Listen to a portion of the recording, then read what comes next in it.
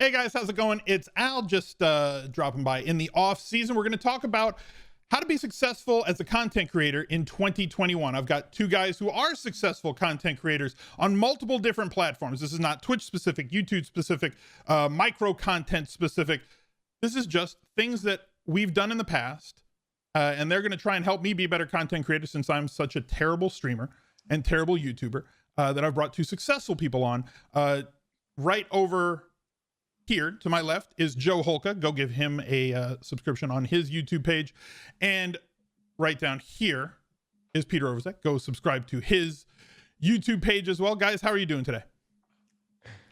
I'm great, Al. It's good to be back on Twitch, also on YouTube, I guess, indirectly here. I was saying this right before, I guess we actually, now that we are live, Pete can realize that we're live now, essentially. I was saying this before, that I'd rather sit here and talk about content than probably football, man. So this is right in my wheelhouse.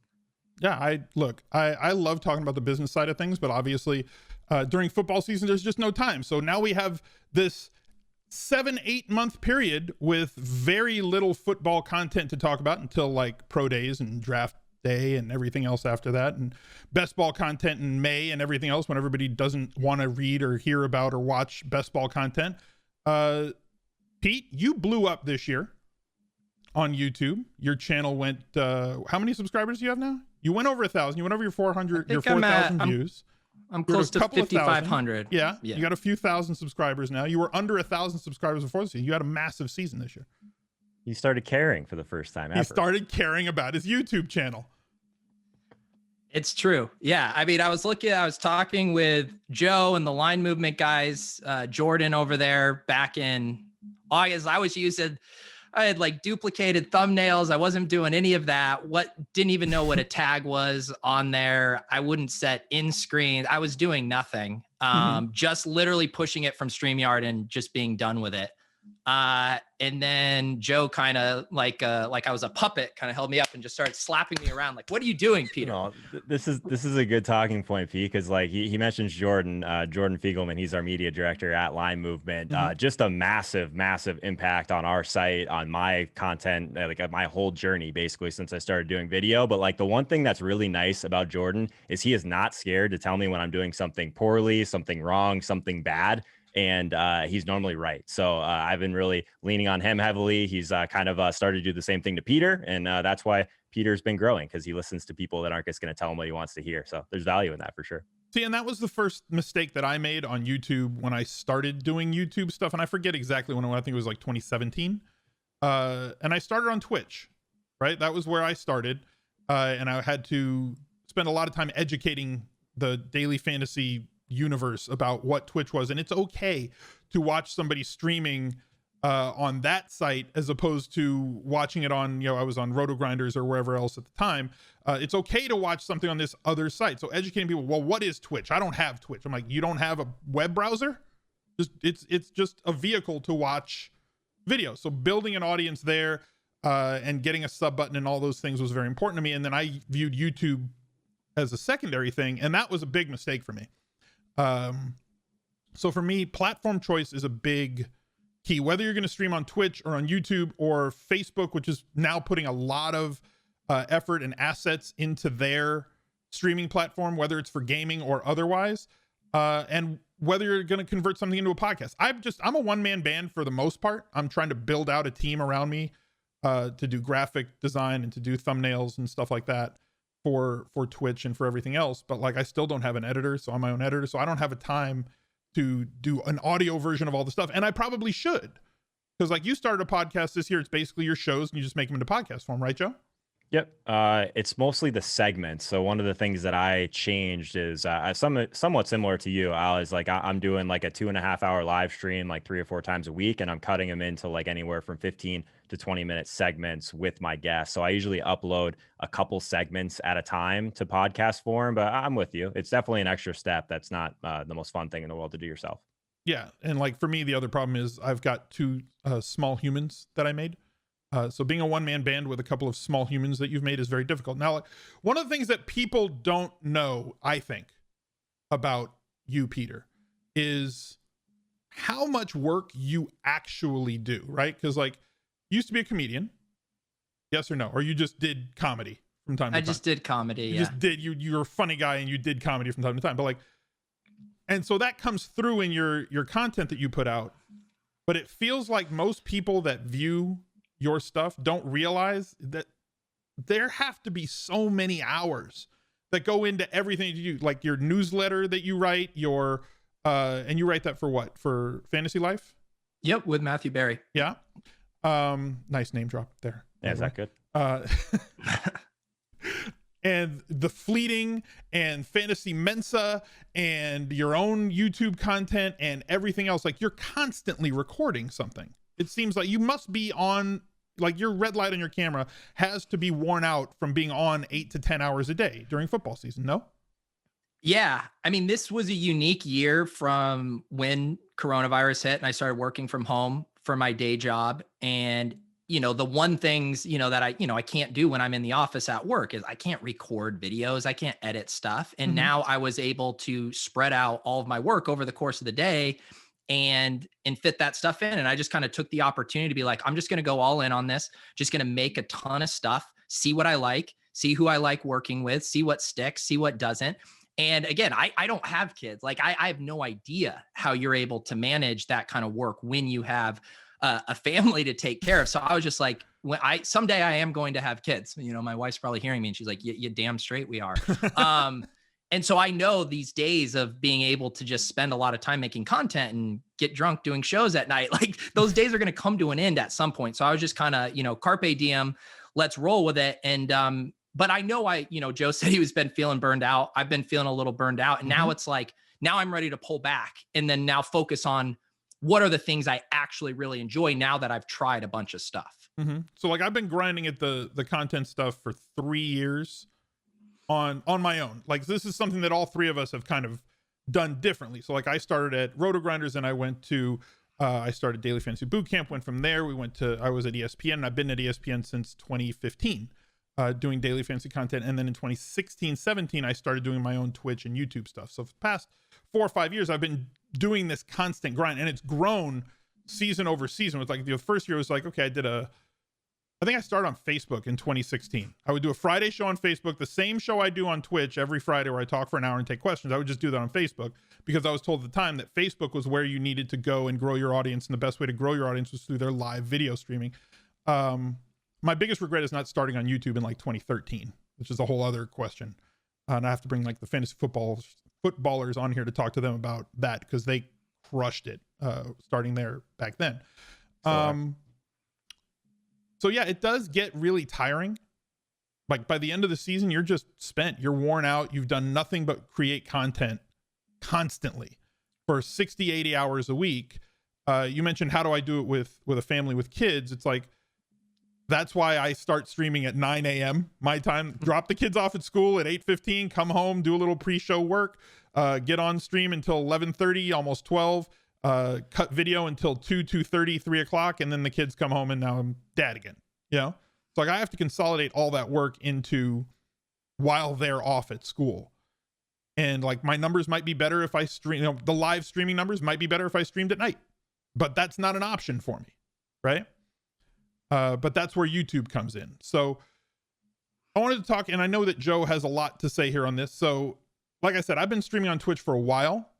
Part of the way to be successful at content creation on the internet, A, be first, B, be really, really good, right? So if you weren't first, you better be goddamn excellent at it. And doing something that other people aren't doing, or in a way that they're not producing that content, because you can't just be a parrot and do the same stuff that they're doing. So like I was really early to live streaming daily fantasy advice on Twitch. And I think Kev's Picks was the only one really that was doing it with any sort of volume on YouTube when I moved over there. And Kevin's a cool dude too. I don't think he does it anymore, but like he was there for a long time. I went golfing with him at some DK event in Vegas once. Yeah, I for know like Kevin the Tiger Wells. event. Also, he's a great guy. He's a good dude. So the platforms that you have of choice, Twitch, YouTube, Facebook, discoverability is a problem on Twitch. 5 million unique streamers on Twitch every month. 50,000 of them are partnered. And Joe, if you want to talk about the discoverability issues on Twitch and why you moved your stream from Twitch to YouTube, floor is yours. Yeah. So I honestly think that my biggest mistake was probably not moving sooner. I think the benefits that you get from being a partner are drastically outweighed on the YouTube side of things with just the discovery that you're going to get, the reach that you're going to get there overall. And we were talking about this before, but like there's really no way, especially if you're starting out or even like a lower level streamer without a huge audience, like there's some pluses about Twitch and as far as like the user experience and watching it, and obviously the community aspect, all of those things, but everything else realistically is far superior on YouTube for the people that are doing really good content, because there's so many different metrics to where if people are watching your videos longer, if people are clicking your thumbnails, you're going to get suggested to actual people that want to watch your content because it's so niche down, second biggest search engine in the entire world. Like if you're on YouTube, you'll notice on your homepage like pretty quickly that it's serving you videos that you're interested in more often than not based on your past videos and your past habits that you've done.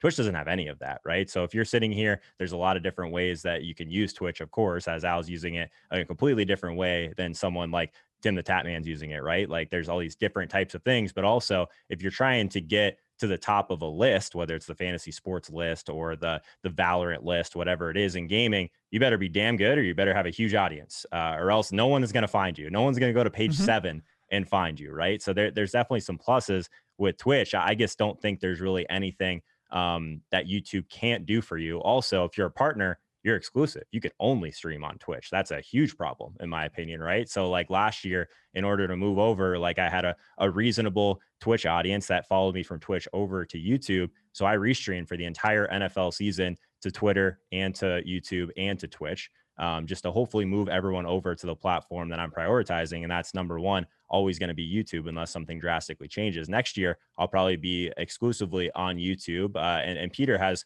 some really good takes on the Twitter side of things, to where if I'm going to continue doing the Periscope thing, it's up in the air as of right now. But I still think that YouTube is the platform I want to be on. Obviously, if you're doing these longer streams like we do, Al, and kind of chopping it up into different segments, Mm-hmm. you can still do that on YouTube, and you can use the watch time that you're getting on your live streams to kind of just give the jet fuel to some of your videos, right? So like one of the things that I've kind of prioritized is like, and Al, you know this as well, is like a stacking video is always going to do well on Yep. YouTube, right? No matter what. But if you're doing something a little bit more niche, maybe like a video that I did with Reeves this year, which was like more of a matchup kind of specific type of fantasy video, that one is a little bit harder to kind of reach people. So that's the one that gets all my live watch time. Every time I'm gaming and doing a Q&A, that's getting chopped off, and you can kind of trim these videos after the fact, but the watch time is still there. So as far as YouTube's concerned, a lot of people are interested in the matchups portion that's remaining after I trim it off, right? So it's almost like you're leaving something on the table by being on Twitch because you're live for 3 hours. That watch time doesn't get you anywhere, right? In terms of your actual videos, you're always going to have some videos that do well, like the stacks videos, and you're going to have some videos that are a little bit more niche that need that extra kind of jump off the hop. So that's kind of how I've prioritized it. Pete's doing almost primarily all your stuff live on YouTube, though, right? Yeah, I was for like maybe half the season was doing concurrent with Periscope. And I'm curious your thoughts on this because, initially my thought was I just want as many people to see this as possible. But then I was like catching myself because I'm like, well, I'm not streaming this to Facebook. Like I'm not going and doing all this. So I have a preference. And before I'd grown my YouTube a little more, most of the people who knew me were from Twitter. So Periscope seemed like an easy way. And then it was also pre-fleets. Periscope live streams would be up there in the app. Like you log on, if you're streaming, that's one of the first things people see. And so it seemed like a logical thing. And then I realized I want to grow my YouTube. They were continue to de-emphasize Periscope. They're now getting rid of it. The fleets are up there. And I was like, I'm not getting any value whatsoever from Periscope other than maybe a few hundred extra viewers a show. And so I just kind of decided I'm just going to flip that switch and just go all in on YouTube. And I don't think it's too big of an ask, to bring people over to YouTube at this point with how easy it is to view streams. Even while you're on Twitter now, you can minimize it on your device because that was also one of the benefits. Like, oh, you're on Periscope, you can watch it stream within the app. But now it's so easy to do that even with YouTube that I was like, I don't know why I'm still doing Periscope. So that was always my issue with Periscope back in 2016 and 17. And that's why I left doing those to go to Twitch, was that you'll get more views but you're preaching to the choir, right? You're preaching to people that are already following you. You're doing video and it's like, oh, I see that Peter's live, so I'll click on the video. But you don't know how long they stay. The analytics for it are poor. It's not doing anything to collect you new viewers and bring new people into the tent. It's not gaining you new Twitter followers. You're basically just servicing the people who already follow you in a different way, right?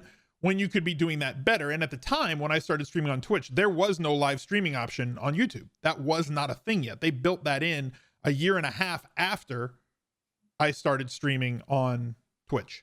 So I had already built my community. I already built my audience. And so like discoverability for me on Twitch was less of an issue, because if I streamed in the football category or in the sports category, I'm one of the top 3 or 4 in those categories most days that I stream, especially during football season, when that's when I have a very targeted audience with where I'm trying to grow.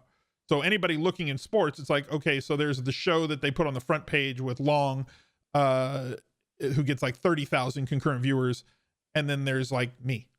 Like if I'm in just chatting, obviously I'm going to be way down the list. But if I put myself in sports and people are looking at that category, or they click on sports because they want to see the show that's on the front page, then I get a little bit more discoverability. I do think that Twitch needs to do a much better job in terms of discoverability, and they don't. So unless you have a large platform, it's like the people who want to get started and say, well, I'm going to start streaming on Twitch. If you're going to start streaming on Twitch, you'd better be doing something on some other platform. And the way that I always describe it is some platforms are funnels and some platforms are destinations, right? Think about it in terms of stores that you have in your neighborhood or in your town, right? So there's some stores that you're going to go to that store because they have the thing that you want, that you need, and you know it's going to be there whenever you go, and you will drive specifically to go to that store. There are other stores that need walk-by traffic, and that's the majority of stores, and that's the majority of streamers, where YouTube gives you that walk-by traffic. If you watch something, like for all of Joe's viewers that watch Joe on YouTube, they're going to find me if they use it on mobile or if they just log into the YouTube front page, because as Joe said, my stuff gets views, and it's like, well, if you like this, you're probably also going to like this guy who shows up in all of these same tags and categories. And the same thing happens for you as well. So like, yeah, I think you actually are in my top 3 of I was actually just went through some of my analytics recently to putting something together, and just of like the other channels, it's literally like Osimo, you, Roto Grinders, and Peter, and Line Movement, obviously. I mean, your viewers come from those channels. Other channels your audience watches is how they phrase it. Yeah. Have you looked at the one where your view, like where viewers are coming to your channel from? Yeah, the majority of my traffic is just through browse and search, but the second highest outside of just stuff through YouTube is always going to be Twitter for me. That's part of the reason that like I usually, or at least a couple of years ago, I was spread across every platform, right? But I mean, there's only so much squeeze that you have in terms of like your day to day. There's just a lot of things I was doing that just wasn't really giving me any benefit on YouTube or just some of the platforms that are actually making me money. So to be all in on something like TikTok or Instagram for me just didn't make a lot of sense in terms of how much time I was putting in for it. Yeah. So like, and that was the thing, I couldn't put time into TikTok at all. So like one of my mods took on a job of maybe doing some editing work and creating TikTok content for me during the football season. But like, it was very hard because it wasn't curated TikTok content, like to take advantage of things that people want on TikTok. Like there's just a different way you have to do videos. So like your same issue, Joe, with Twitch discoverability or with Periscope is my same issue with fleets. And then Pete, you were hammering fleets when they first came out, and they're hilarious, right? I've forgotten to do them in a while. Good. I've done them in like 3 weeks. Good. Because like my issue is, why not? And I understand like you get topped, right? It's like people who don't see it. But Twitter's algorithm now, especially on mobile, because like I use TweetDeck all day, but like if I'm scrolling through my phone, it's going to show me things from 12 hours ago that have gotten a lot of likes. And if you check your Twitter analytics and things like that, you're going to see that your ones that get more interaction are going to get seen by other people. If somebody replies to something, if somebody likes something, it doesn't even take that much. If you want to boost one of your favorite Twitter follows content, just interact, reply to it or like it. That's it. You don't even have to retweet it to push it in front of your people. Just, it'll do that itself and it'll get more impressions. So like I was testing it out in terms of how many views can I get on a fleet in 24 hours versus how many views can I get if I just post it to my timeline. And it seemed like I get more on my timeline. And Twitter has said that they want to create new monetization because every single platform now is trying to not let people go, not let their creators go, and not let their app users go to another app, right?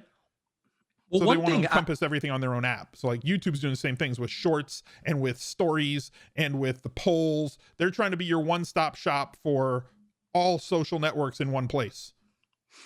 One thing I would say about fleets, though, and you know, a lot of the conversation we're having is about optimizing, maximizing, getting your content seen. We're playing the game of engagement that these platforms have set within their rules. Some stuff I just do because it's fun. I'm not actually trying to optimize. Like, to me, fleets, I'm not like thinking like, how do I grow my audience? I'm just like, it's fucking fun and it's easy to just talk in my phone real quick from the Twitter app and do a joke. And so that's something too for me, and why I wasn't even optimizing my YouTube for a long time, partly because I was lazy, but I was doing content that I was just having fun doing, and I wasn't really concerned about that, even though I wish I was concerned. I want to grow. We all want our stuff to be seen by the most amount of people. But I guess my point is, like, not everything I do is to maximize eyeballs and growth. So, but you can't tell me that your tweets that have like misspellings and uncapitalized like that is not just that doesn't just happen. That is your brand. Wait, I have misspellings in my tweets? Well, you just randomly tweet things that look like crap, but you just do it because that's you. Yeah, I don't know. I guess I don't know your question. You don't have to give away the secret sauce. Okay, look, is it less fun for you now that you're taking it more seriously? Well, it's in that, like, you know, that thing where it's like, the more you know, the more you realize you don't know. Yes. So like the more the more I start getting into the weeds on this stuff, I'm like, oh my God, there's so many things I could be doing better to like maximizing stuff. And then I get overwhelmed because I'm like, this seems like a shit ton of work. And then I'm not going to have as much fun doing it. So I'm constantly in that push pull of how can I get the most out of my time that I'm putting into this and being successful, but also not getting burned out and still having fun. Yeah. And honestly, that's why I do all the stuff I do in the off season. I know it's not going to get me. I'm not trying to become like this superstar football, basketball card opening YouTube guy, right? I'm just really enjoying doing it. And my audience seems to like it. My YouTube audience couldn't care less. My Twitch audience seems to like it. TikTok freaking loves it. But it's not about maximizing me. It's just about me having a good time in the off season and making good content that people enjoy. Let me ask you something about TikTok, Al, because like this is something that I've wrestled with. I was early-ish on TikTok. I was doing some like theme accounts. I had like 10 to 15 NFL. Remember that? You were like squatting on all these with accounts. 10 or 15 accounts. That's all. It was a lot of accounts, and I was posting like these highlight type of things and like just kind of messing around with a little bit. But like I was gonna use that organic reach, the discoverability, and try and push them to my other content and that sort of thing. What I found, at least, is like the migration off of that platform to other platforms that matter a lot more, at least to me, like YouTube and Twitter, is extremely hard, right? The people that are on TikTok, they're there to scroll and watch videos, and it's like an incredibly small percentage of people that are actually going to migrate over to your full videos on YouTube, right? So like from a time allocation perspective, I just would rather focus on things that I know, or I mean, at least that are going to make my videos better, that are going to make my streams more engaging for different things, than focus on just doing a bunch of really short videos on TikTok. So like, have you seen, like, you can look at it in your YouTube, obviously, have you seen a lot of traffic come from TikTok to your YouTube? Because I wasn't personally. I haven't directed a ton of it, but I have. Okay. Specifically to the card stuff. Nice. You know, because it's just getting so many hits on TikTok that like it, and they make it really easy. They just give you a straight up link out to your Instagram and to your YouTube videos. So it's like, hey, full videos. I just put it in the comments, full videos on YouTube. People have come to Twitch from there. People have come to YouTube from there. So yeah, but you got to get volume. Like you're saying, if you're getting like 200 to 1,000 views on a TikTok, no, you're not going to see, if you get 2%, it's like, wait, I got nobody. But if you get 100,000 views on a TikTok and you get 2%, that adds up over time. So to me, I'm just not putting out consistent card opening stuff, where if I was, I could easily blow up a card opening channel on YouTube by using TikTok. Because like, as you've said, pre-TikTok, YouTube was the #1 funnel in terms of capitalizing and maximizing and getting your video in front of more people. Like I had like 5,000 YouTube subs, but my videos were getting 100,000 impressions. You know, 150,000 impressions. That doesn't happen on Twitter. I have 60,000 Twitter followers. My just a normal tweet will get seen by 12, 15,000 impressions, where people will, that just means an eyeball saw it. Not even interactions, just that's how many people saw it. That's horrible in terms of how many people are actually seeing the thing that you produce. So YouTube is just fantastic funnel. I have like now, after blowing up with on TikTok with as many 10 to 150K videos as I've put out in the last month, I have like 3,000 TikTok followers, but I can get 150,000 views on a video with only 3,000 followers. And if 2% of those convert over to my second channel or here to the first channel or to Instagram, that's worth it, considering that I'm not putting effort into the TikToks beyond here's me opening the pack on stream for this full length video. And then I can just clip out that 60 seconds and move my face cam and duplicate it and put it on top. And then that's TikTok. Yeah, that's a good way to, I mean, that's how you, I mean, that's how I think of everything I'm doing. It's top down, right? Like you have your long form. It's the same thing you're doing now. It's like the long form content that you're doing live, you're chopping it into your segments. And then from that perspective, after that, you're doing the clips, right? So like every YouTube video I post, I have a video that goes out within a couple hours of it going live. Hopefully it gets interacted with my guests, and then more people push to it that initial phase. But also I'll have a clip for the next time I go live. So the next time I go live, I have that scheduled. And there's certain things, and Peter and I have talked about this too. No one says you can't delete tweets, Al. So like I'll have like 5 or 6 tweets during my live stream that are scheduled out that go out, and I delete them directly after, right? So if I get people like just throughout, like not everyone's going to see all of your tweets, right? So it doesn't even really come off as spammy, and people don't care, right? So they're like, that gets deleted after the fact. But like on Sunday mornings, having like 6 or 7 like legitimately like decent clips from my shows throughout the week that are pushing to my show that's live now is something that's been really big, I think, for me, specifically on Sundays, but also for the videos that go out throughout the week. Here's the other part of it. Again, every site's algorithm is different, and you have to be using all the different sites at your disposal to do what they do best, to if you're looking to send traffic to your videos and stuff. So like Twitter will hide your things that have link outs now. This is somewhat new to Twitter in the last 8 to 12 months. So if you link to a YouTube video, if you get, you'll get 30% of the impressions on that tweet than you will on one that does not have a link out. That's why I never tweet my YouTube videos. Like I think I've tweeted out 5 YouTube videos over the course of the last year. And it's usually ones that aren't going to get pushed by the YouTube algorithm. I want a little bit of a boost to see if I can, I'm usually testing, right? I'm like a velociraptor. I just ram into the fence and see what works from time to time. But you all use different sort of methods. So like, I want to get into a little bit about micro content. So we're talking about TikTok, Instagram stories, Reels, IGTV. Joe, you've pieced out a lot of your stuff onto Instagram this year for something that you said you weren't going to put a lot of effort into, but like you are doing the same thing. You take the thing from the live show, you clip out 60 seconds of it, and you put it up on Instagram there. YouTube has its stories, but they're limited to 15 seconds. They're now going to be adding shorts because they want, TikTok has their thing. They want to take the TikTok thing because it's so successful. And Instagram has put that in as well for 30-second clips as opposed to full 60-second ones, as well as Fleet. So like, how are you going to be using those things? I'll start with you, Peter, because you put out a lot of micro content, and some of it's it's all different. So like, I watch all of it. I don't watch the Fleets because I don't open the Fleets, but like, I love your Fantasy Mensa stuff. I watch every video whenever one of your videos comes through on Twitter, I watch that 2-minute, 20-second video because they're ridiculously hilarious. So like, yeah. Are you going to continue doing those things, or because you've gone down this rabbit hole, are you going to try and do something a little bit different? Like, okay, like maybe it'll be a portion of one of my videos that I'll put up there to try and get people to entice them to watch the long form. Yeah, a couple things. One of the things I realized in doing a ton of shows is I didn't really have the time and the creative energy to do the shorts, the sub 2-minute and 20-second overly comedic videos. And that's what I really want to get back to. I actually put one up right before we went live today, and I had a blast working on it this afternoon. And that's one of my, I don't want to say goals, but one of the things I want to do more throughout the off season is just do less, just being on shows, just constantly streaming, and make these comedic shorts, which are the most, I don't know, fulfilling thing for me to make. And then the interesting thing about, fleets and TikTok and stuff, I had a spurt of doing TikToks. I had a spurt of doing fleets.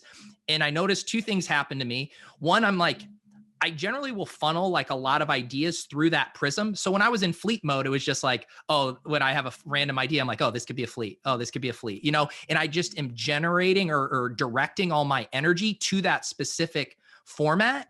But then once I get out of that habit, then my ideas are not, I don't know, it's harder for me to kind of bounce back and forth. And so in my perfect world, I'd have someone who takes my videos or my clips and optimizes it for a fleet, for a TikTok, but that just seems like so much work to me. So I am now just like, do the YouTube, do a short, but I'm not really repurposing stuff because of the added time. It could double, triple the amount of work that you guys know. So that's kind of how I'm thinking about it right now. So what we're saying is we need to all hire editors.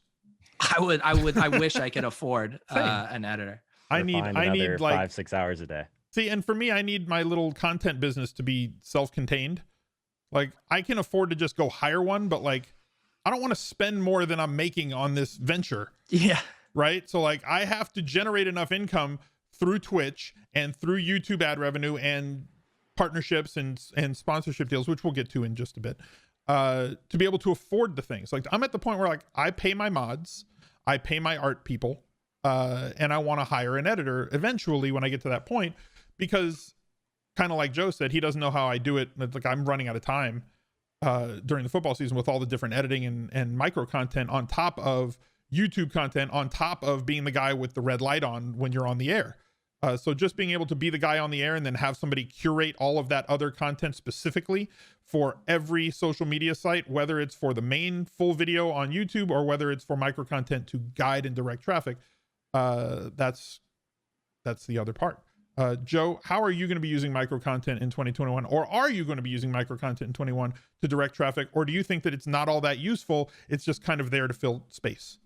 No, I'm using it for something very specific, right? Mhm. Like, I do a lot of collabs. I have the same guests on throughout the week at a specific time. They're not scheduled. They know exactly when they're going to be on. They know exactly what they're going to be talking about. So that's all prepared. And then I'm using that to push to these segments as they're reposted on YouTube. So I'm using clips just to get interactions from these guests on Twitter, where their funnel is the largest, right? So like, if they're on my show and there's a clip, like a good looking clip that has captions, that has like a tagline, that sort of thing, like they can do whatever they want, but a lot of them will retweet it or will interact with it. And then there's a YouTube link for the full version below. So that's how I'm using that. I'm not making anything specific for Instagram anymore. I'm literally just scheduling out Twitter and Instagram the same clip. It just goes up at a different time, so it's scattered around. Like, that's something that people don't realize too. Like, the way that these platforms work is, like, if someone opens up Twitter, then opens up Instagram, they're not guaranteed to see my clip twice. Most of the time they will not, especially if it's like a 30-minute window in between. So like, it's not like anyone's even going to notice if I'm posting duplicate content on different platforms. So I'm just literally clicking one more button, doing a couple hashtags for Instagram and calling it a day. I'm not doing any real Instagram stories anymore. I used to do a little bit more of that and really focus on the polls and that sort of thing. Definitely want to start using the YouTube function a little bit more for that. I know you're doing some of that community stuff. tab stuff. Yeah, like there was that thing that it was broken for a while. Definitely. Yeah, I didn't get into. I saw that coming up, but I'm definitely gonna be doing more of that for sure next year. But in terms of like the clips, it's more just to get engagement from my guests on Twitter and hopefully push to the YouTube videos and just have more stuff going out basically. But yeah, all the Twitter stuff is the same that goes up on Instagram. All right. So we need to talk about revenue streams, right? Because we're not doing this for free. So like, you have to earn money some way.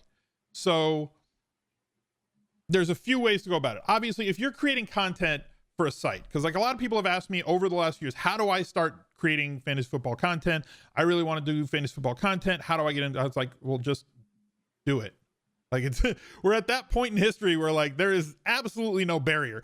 15 years ago, if you wanted to do content, you had to be, hell, even 10 years ago, you had to be on a radio show, which meant that there were gatekeepers that you had to get in and there was no way in. You had to be on TV. There was no way in. There was a lot of gatekeepers that you had to go through. Now nobody's gate kept. You could just hit the record button. There's all these different sites, as we've mentioned, for you to be putting out content on. We've seen a lot of people kind of blow up out of absolutely nowhere. People hadn't seen them. All of a sudden, now they're getting tens of thousands of views on every single video, because it's very easy to do that if you attack the right things.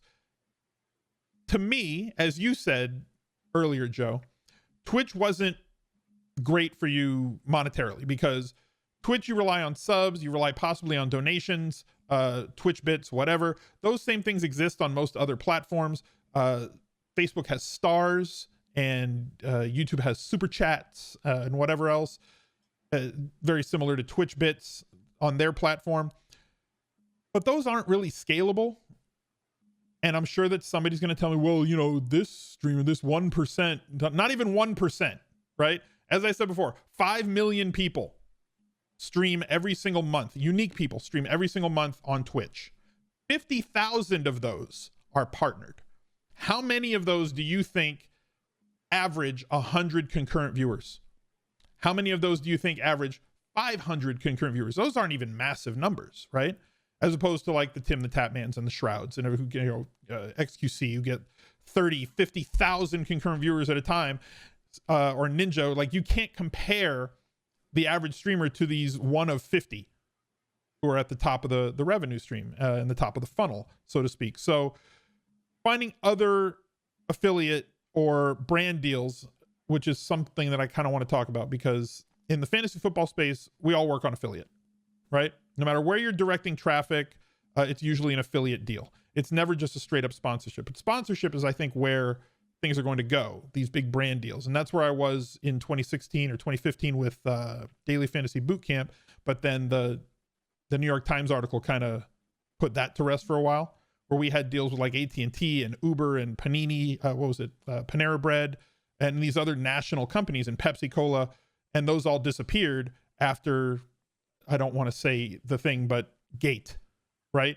Because it wasn't his fault, but he gets blamed for it. So I kind of wonder if the model is going to shift in fantasy from strictly affiliate or YouTube ad revenue, which are the two things that are scalable, right? Subscriptions are not really all that scalable outside of maybe 50 people in the world. And tips are not all that scalable for everybody except for like 50 people in the world. But brand deals are scalable. Sponsorships are scalable. Affiliates are scalable to some extent. How are you going about monetization outside of saying, if I work for, let's say, I know, Pete, you do stuff for RotoGrinders. If I work for you at RotoGrinders, you'll give me $100 or $200 per video, or whatever the going rate is for people for articles or whatever else. Finding these other revenue streams is extremely important. So how are you going to attack finding these other revenue streams? Are you going to look into doing it on like Instagram, Joe, since are you approaching 10,000 Instagram followers? Instagram, I haven't really grown you much were at all very this close. year.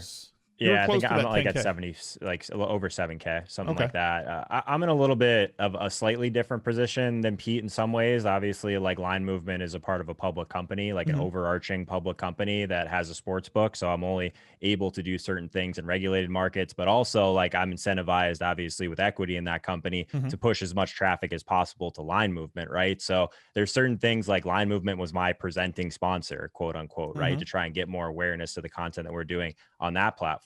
I haven't really done many affiliates just because I don't think there's a ton of upside there. I've been more focused on like the initial growth phase and building community anyways. And I guess like the reality is like things like bits, like I don't really care about that, to be completely honest. And I think that there's certain things on YouTube that are already better anyways. Like our CPMs based on the niche that we're in are very, very good. So higher than basically any other demographic. It's like a finance basically type of content we're doing. Like it's like that level, like very high end content in terms of getting paid for ads. So like the majority of our audience is going to be male. The majority of it is going to be between the ages of 25 and 40. So like my CPMs, now we've talked about this too, like sometimes can approach like over $20. So like that's very, very high for that sort of thing.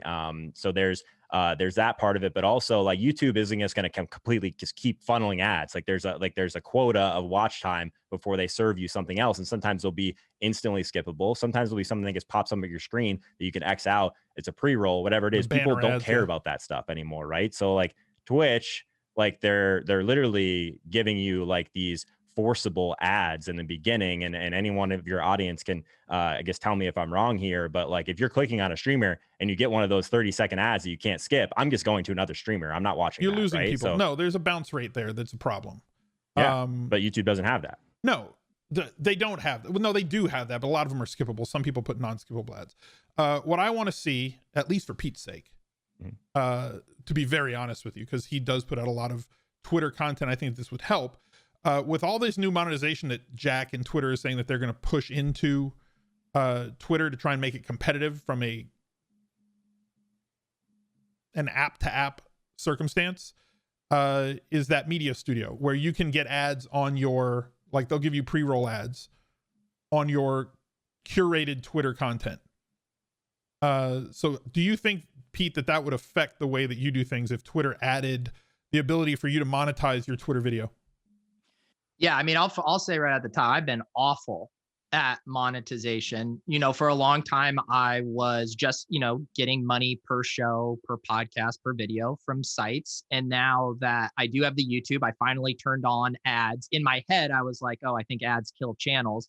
And then Joe showed me the research that people don't actually click away. They don't actually care. So I turned those and on. YouTube is not going to push your content in front of people if they're not making ads from it. Just think of it from their perspective. You know what I mean? Like, it might actually hurt you to have your ads off. Yeah, I bought that line of logic, and just even seeing my numbers, I definitely believe it. It's been hard to kind of untangle the channel growing and some of those other variables. But so yeah, because I have a day job, because I don't do that. A lot of people think that I do this full time. Like, I mean, I've made like hardly anything. Like, to be fair, you do put in full-time work. That's what I was saying earlier. You put in a lot of work during a football season. There's no way that you can put out the amount of content that you put out without putting in hours. No, I do, but I've been awful at monetizing that. And partly because, I don't know, I feel like a lot of the guys that are providing, say you're providing projections, or say you're providing rankings or cheat sheets, it's harder for me. Like, I don't know how to charge people for entertainment. And the only ways I know about it is going about, offsetting the cost to sponsors, and you mentioned the affiliate thing. I hate shilling links. I absolutely hate it. I think I've done one promo code ever for the RG Poker Open or whatever. When I did it, I felt so gross even doing that. And Joe knows I talk about this stuff a lot. So, I mean, this conversation is more for me to hear about, maybe getting outside of my head about doing that. But like, from the people who follow me and stuff, I've never charged them for a single thing. I've never asked for money other than like selling my man's coins at cost for, making them and shipping and handling. But I've never asked for money. Ultimately, if I want to do this full time, I'm going to have to start thinking about that more seriously, but I haven't thought about it hard enough yet. So like, we're getting into the affiliate sort of thing at this point. So like, for me, like you said, I hate selling a thing. I'm not a salesman, and I don't like selling a thing. So like, for me, I'll integrate stuff into the videos. And if the viewer wants to decide to buy the thing, that's great. I would rather move off of affiliate and move to just a straight sponsorship moving forward. And that's what I wanted to kind of get into in this last segment a little bit. But like, daily fantasy and fantasy football is so much about affiliates. Like, well, if you send, we'll pay you per person that you send, right? That comes to your link and actually buys something. It's like, this is the only space that does that, right? We're the only ones left. Fantasy football and daily fantasy is a dinosaur in how it views ad space. For years, it was also a dinosaur in how it viewed talent, right? And I cringe every time I refer to myself as talent at all, but like, that's just the industry term for it. Like, if you're the person on the camera, you're the talent, and you have your audience. And Pete, your audience is extremely loyal to you, and they will watch your shows. And Joe, your audience is extremely loyal to you, and they will watch your shows, and same with mine. And if I hit that streaming button on any given day of the week during football season from September until January, I know about how many people are going to watch that show concurrently and how long they're going to watch it, because the analytics are fantastic and we know exactly what people do. And then on the videos that I will export to YouTube, I have the same amount of information. So getting a sponsor in front of that content. And so like, guys like Devin Nash, who I highly recommend you watch his podcasts and videos on YouTube. and Harris Heller, same idea. And there's so many others, so I don't want to just single those two guys out, but like I watch a lot of those two, and they hit the nail completely on the head. And if you watch Heller's stuff, he's got like an on-air read, much like they would have on Fantasy Sports Radio, Sirius XM, right? Yep. Where 60 seconds into the video, he does his intro. 60 seconds into the video, he's got a 30-second read for his sponsor that's very clipped and edited and straightforward and curated. And then he gets into the content of the video, and he doesn't need to really monetize that video anymore with a lot of ads, because he's been paid more for that on-air sponsorship than he'll ever make from ads, because sponsorship deals and brand deals are way more scalable than any sort of affiliate is. You can only drive so many clicks, and people get tired of you telling, hey, use my promo code at checkout or click this link, you know? So yep. I hope, and maybe I'm going to be one of the trailblazers in this starting in 2021 to try and guide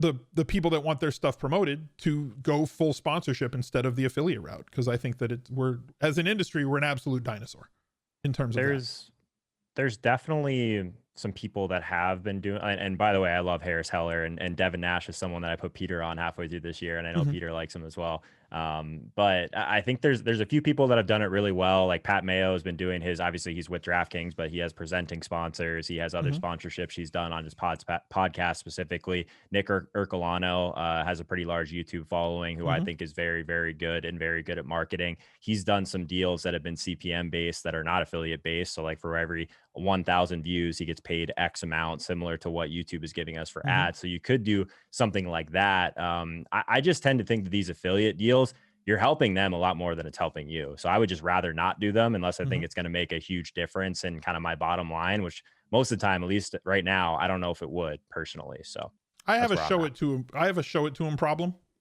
right? That I always want to prove it. Like, no, look, I can do this for you. You give me this deal. I can send this amount of traffic and I'll prove it. I'm not going to ask you for the money up front. So like, that's my own issue. But like it's already been proven at this point that like your videos are going to get this many views. You know which video, like my Monday video is going to be my highest viewed video during football season. My Thursday stacks video is going to get between X and Y. My Friday video is going to get between X and Y. And I'm going to have this many concurrent viewers when I record it on a totally different platform. So like, I think that moving towards that in the future is where the fantasy space has to go. Or even for the simple card break stuff, just having like a logo here on the mat when it comes through that card camera. Yep. There's value in that. Or, Pete, like you said, you've got your man's coin, but like, imagine if you had, look, today's show of ship chasing is sponsored by such and such a company. You don't even have to say anything. Like I wore a Blitz bet hat for our sports book on every NFL show for the entire year. Didn't say anything about it, like in terms of like that, but it was on my head the entire year, right? So you could literally have someone that would just buy this area of my hat for an entire NFL season for X amount. And I don't have to say a word about it. And that's my favorite. Like few of the deals I had, like I did best ball drafts. I had a deal early on with drafters, and then I had a deal with Underdog. And I didn't ever say, go sign up for Underdog. I literally just said, I'm going to have fun on this platform and you're going to watch me have fun. And because of that, and then you're probably going to want. Exactly. And I don't have to say a promo code. Don't tell them Peter sent you. Don't do anything. It's just, I'm going to organically use your product because I genuinely like it, and everything else will work itself out for both parties. See, and I've never done an affiliate deal with a company that I have not or do not use. So like I can, that's my own personal thing. Cause like we get approached for stuff all the time. I'm sure you guys do. For, hey, we want to do this. Would you come on our show? Would you put our stuff and promo it on your channel? It's like, I kind of don't want to do that. Yeah, well, you built that trust with your audience at this point that they know if you're going to come to them with something, it's something you use. Like it's important. So basically, give me 2 tips for 2021 that you want to tell people that are just trying to get started in the content space. Joe, we'll start with you and then we'll go to Pete. 1 or 2 things that you think that they should be focusing on to start if they've never done anything before. Focus all your time on discoverable platforms first. If you're going to be on Twitch, that's fine, but that's not where you're going to be growing. Make sure you're doing content on other platforms. And I would say spend a little bit more time. Something we haven't talked about is just more content specific, I think, is audio matters. You can look at it in your analytics. I've had some guests that their audio has been not very good. People leave. People have a very, very high expectation now for quality. So that's been one of the things that I've been focusing on is like, if someone finds me that has no idea who I am, it looks really good, it sounds really good, and that kind of stuff really matters. So I would say that focus on quality, but also just make sure you're on discoverable platforms. Pete? Yeah, my piece of advice is more holistic, and I hate the word grind. I understand where the word grind comes from. Do you have to rise first? You have to rise and then you have to grind. No, but if you are really good at grinding, your opportunities that are going to come from that are going to be to do more grinding. So you better damn well make sure that what you're doing, you love, because then people are going to ask you to do the things you love. If I was writing, recaps of every NBA game every night, trying to grind or to grow, well, to what end? Someone's gonna be like, oh, you're good at writing NBA recaps, keep writing NBA recaps. Well, that's not what I want to do. So people have sometimes this misplaced idea of like, I'll just grind really hard and then they'll give me the Matthew Berry job. like that's how people think in their head, that all of a sudden not out there. It's not out there. No, Matthew has that job.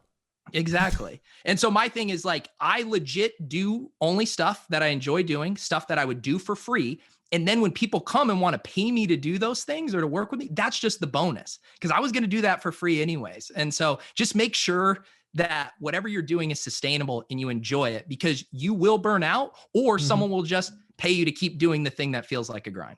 By default, Pete, then you're already authentic, right? Like that's why your content comes off the way it does, because you're only doing stuff you really like, right? So if you were doing like you're describing, it wouldn't be authentic, right? Because you could just tell, even if you were trying to put on, people can tell when you're doing something you actually like care about. You know what I mean? Like they're not dumb. Your audience is not dumb. They know when you're enjoying something for sure. And I think the other thing too is play to your strengths. Like there's so many things that other people do. Like I'm never going to be the analytics guy. Like, I'm never going to be the film guy. What can I'm a comedian. Like you literally came from RotoViz. But I'm not, you can't tell me you're not going to be the analytics guy when you came from like the analytics site. No. This is what I'm saying. I love that as a consumer. That's the kind of content I like to consume, but I'm not going to be the trailblazer in R finding which correlations between pass attempts are most predictive for fantasy. But that's never going to be me. So ask yourself, what is the thing that you can do that maybe not the majority of people can do, and focus on that. I mean, Bales always uses the line, play a different game. I don't want to play the same game better than everyone else. That sounds really hard. I'll just try to play a completely different game. Yeah, and mine is going to be very similar to that last sentiment that you just hit on. So there's a lot of people doing this. The space is extremely saturated, right? And as I said early in this show, you got to be early or you got to be better than everybody else. So instead of trying to be, it's too late to be early. We're goddamn late at this point. And it's difficult, as Pete just alluded to, via Bales, to be better than everybody. There's only one person that can be better than everybody. So to me, it's more my zone offense philosophy in basketball is that find the vacated space, find the thing that other people aren't doing, or find the way that other people aren't doing the thing, and then do it there. And you'll carve out that niche for yourself. You'll find that space for yourself. You'll find an audience and focus way more on audience building. Kind of like what Joe said, through studying SEO, learn about specifically what the site that you're posting stuff to, or the sites that you're going to use, sites that you're going to use to drive people to the site where you're producing content, how to abuse their SEO and to abuse their algorithm to drive you as many people as you can. And don't worry about the monetization, because the monetization will come as you build your audience. So hopefully you guys can be successful in 2021. If you don't already, follow Peter or Joe on Twitter. There will be links down below in the description. Thank you if you're to this point. Drop a like on the video, subscribe to the channel, click all the damn things so that this can do well in the algorithm, and I'll catch you later. Bye.